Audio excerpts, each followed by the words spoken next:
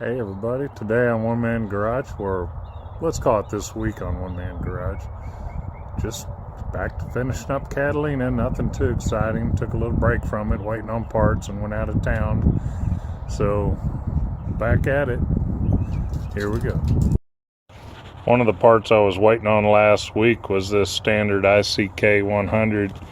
It's a GM-HEI wiring harness with new leads with the correct clips for the tack and power wires to HEI, because I really wanted a better reliable connection, while I'm redoing the wiring on this car.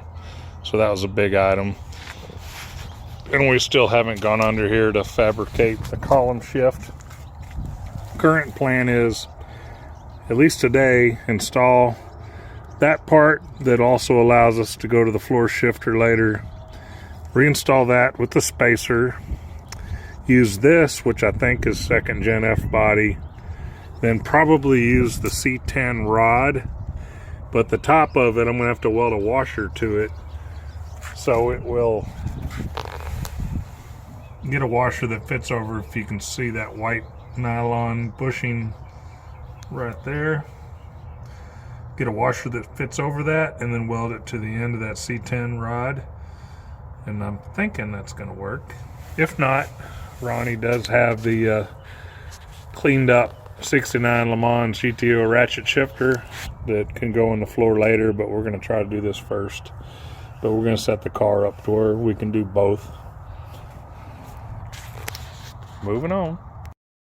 Well, that's installed now. That's your park, reverse, neutral, drive, 2, 1. So we'll try to get that cross piece bracket in next, and then get the crossbar in. It's not all complicated or anything. It's just I'm just mixing so much stuff. It's mainly just, I think the only real fabrication will just be the vertical connection point. So, all right, custom spacing torqued in place, courtesy of a socket and a longer bolt. Now we'll see if the cross piece fits. Well, gotta say, stuff's clicking right along. I got the rod just penetrates past the inside of the rubber bushing. Perfect. Use this lug nut and spring to kind of replicate the factory tensioner doodaddy function. Had another cotter pin on another rig out there from the spare parts, got it installed. So now we have park. So now it's just a matter of connecting from up here to here in park to park, and we'll have a shifter working. That's simple. Clears the header. I can actually even get my hand in between, so that's nice. Sweet. So this 65 Bonneville rod length is spot on. Basically, you can see it's like male to male lining up. I tighten this up a little bit just to hold it for me. So if I could just marry some kind of connection on that would hold it together, that's all we have to do to make this work. Kind of excited about it. It's going too easy. But this is the technical only hard part. It's going to be easier just to use the Death Bit 1000 to grind off that little bold circle. It's like a spot weld on the back of the bracket where it sits. Then I'll have a hole, and then I can just stick this through and cotter pin it. No welding, just grinding. Why be a welder when you can be a grinder? Man, I mean, I barely ground on that thing and it just popped out of there. Well, I won't even say it, but it just popped right out of there, just saying. Now we're just gonna tickle the hole out to 5/16 so that rod will fit. As far as this is what I'm saying. That's 5/16, 0.30 whatever, 5/16. That's already done too. Why is this happening so fast? This ought to suffice. I can't believe it. I already got Washers on both sides, cotter pin, and the adjustment here torqued in park. That went incredibly easy. It's probably worthy of some kind of celebration with a cold snack and some YouTube. I'm gonna go run through the gears though. Not turning it on yet, of course, but just gonna feel it and look at the Slim Jim indicator on the dash that has a different pattern, but I know it works.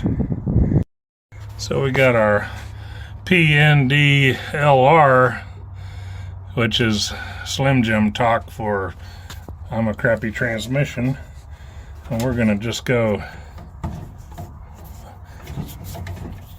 we'll say that maybe is reverse, neutral, drive, to, not sure if I got one or not. Reverse, neutral, drive, to, maybe not low. Alright, so if that's the case, we're going to see what it auto shifts at, because we're going to use the governor anyway. And of course, we'll still have the option of doing the floor shift. But we're going to hook up the passing gear detent cable will be hooked up as well in some future governor tuning. So I really like this to bracket race with low upshifts, not maxed out, and just have a consistent bracket racing setup for the column to be of use. Also, if I change it to 323 gears in the rear from 364s, I could do the 8th mile in second gear and only shift once. Maybe. I don't know. We'll see. Depends on the automatic upshifts. You know, if a guy drilled another hole inside from that other hole, the ratio would change and he could catch all the gears. So I might do that now, might do it later. I think I got plenty of room to do it. I don't know, we'll see what happens. Serious about doing this wiring good. No expense to buy cheap parts was spared. So I've got my first time to buy an actual like automotive wiring little doodad over here at Harbor Freight, and even a loom part for certain sections for under the hood, I guess. So, you know, it's going to be so much better than it was. Also going to hook up the trailer for the first time to my factory Ram hitch I put on, because I need to go pick up some 25-foot 8-inch C-purlin for my garage mezzanine storage project I've been wanting to do for a long time. It's gonna make it happen, Captain. Well, that's all pretty well good to go. I just need to grab an extra strap, throw in the back. Well, went to Dallas and got 25 footers without issue in the rain. But yeah, I'm looking forward to this project.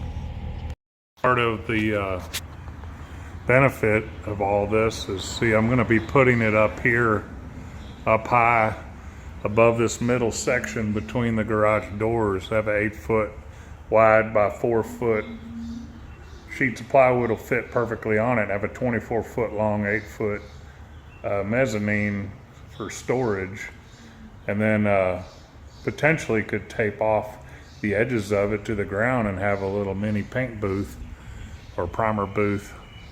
So we'll be screwing the purlin up and taking the signs down and remount those later.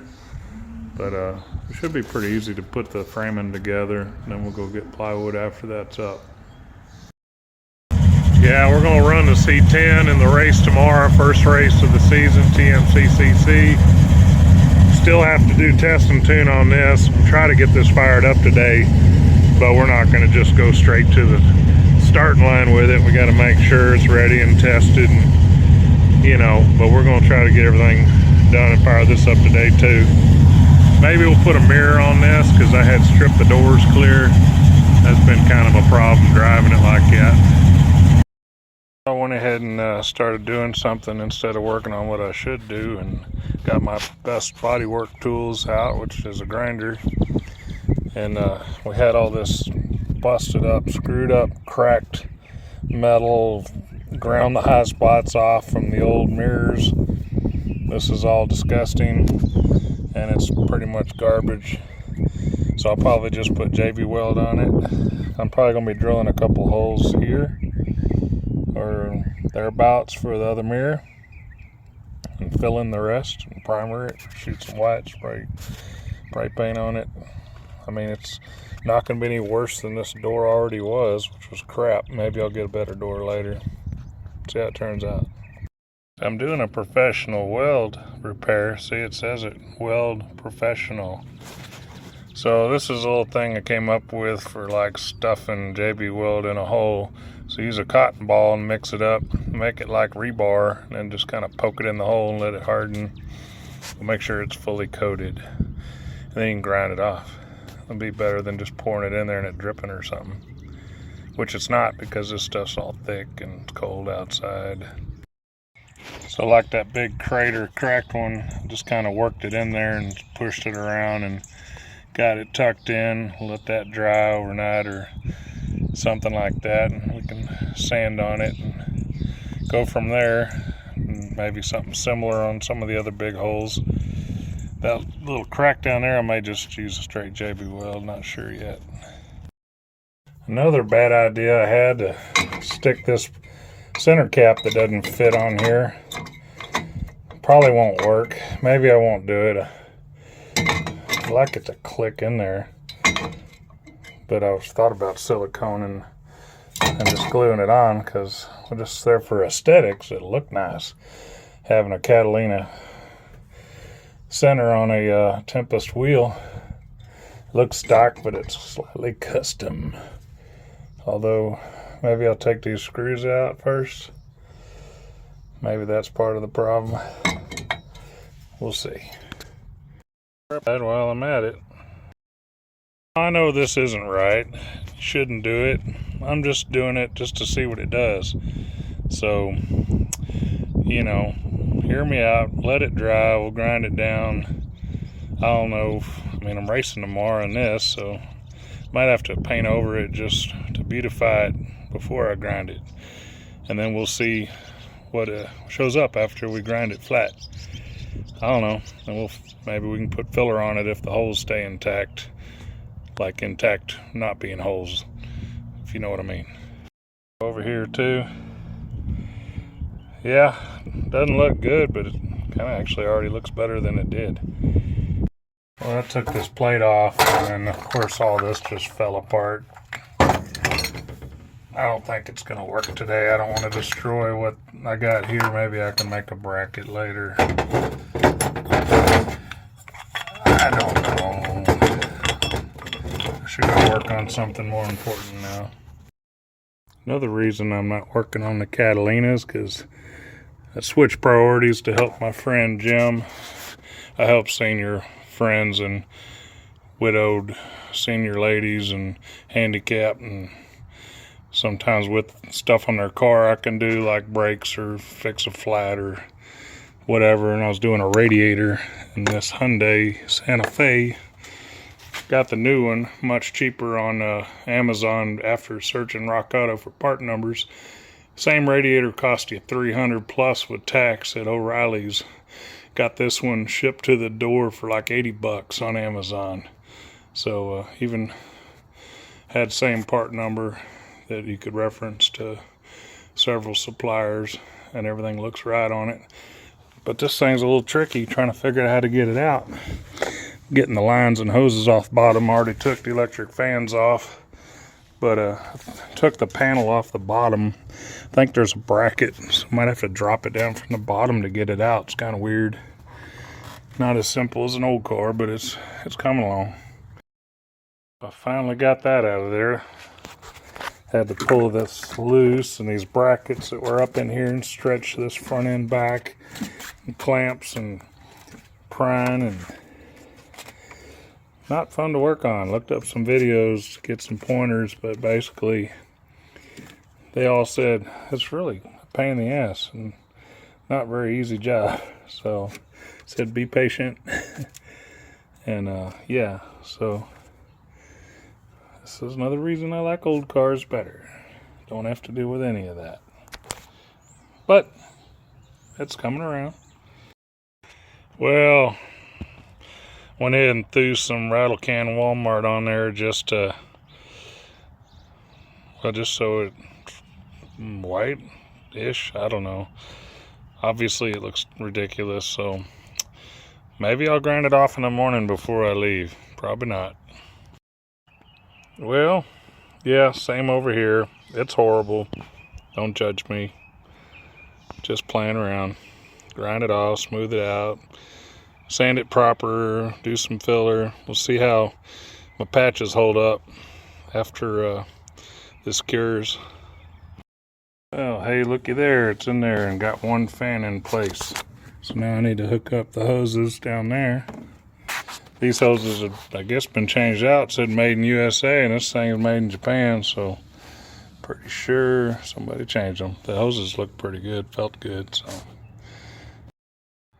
Well, just about finished wrapping this up, except I dropped a couple 10mm screws for the other bracket, so dead in the water till I get more bolts because they're down there somewhere and can't get them. Lost a 10mm socket, finally joined that club, and that's it for today. We got racing tomorrow, so this will get buttoned up later. And tomorrow, smoke tires.